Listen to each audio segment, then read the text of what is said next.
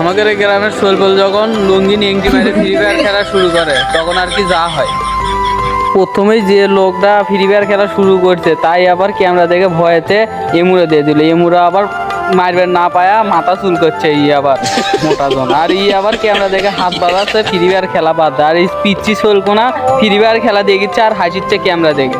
আর একজন তো এমন দৌড় মারছে ক্যামেরা দেখে, দৌড় মারে অমুক চলে গেছে, ফ্রি ফায়ার খেলা বাদ দিয়ে কানত ফোন ধরছে।